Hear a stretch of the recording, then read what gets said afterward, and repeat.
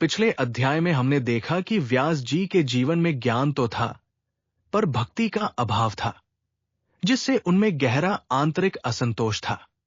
ये अध्याय उस असंतोष के समाधान की दिशा दिखाता है, जो जीवन को सही मार्ग देने वाले परिवर्तन की शुरुआत करता है।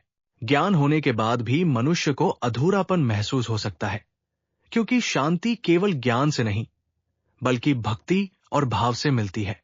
जब जीवन में भ्रम और असंतोष हो, तो सही बाहरी और आंतरिक मार्गदर्शन की आवश्यकता होती है, जो भीतर परिवर्तन लाए।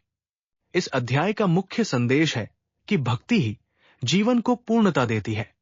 कर्म जब भक्ति भाव से किए जाते हैं, तो उनका प्रभाव गहरा और स्थायी होता है। आत्मनिरीक्षण और अपनी कमियों को पहचानना ही वास्तविक परिवर्तन लाता है। बाहरी उपलब्धियों के साथ आंतरिक जागरूकता भी जरूरी है। ये अध्याय प्रारंभ में उठाए गए प्रश्न, मनुष्य का वास्तविक कल्याण क्या है, का व्यावहारिक उत्तर प्रस्तुत करता है।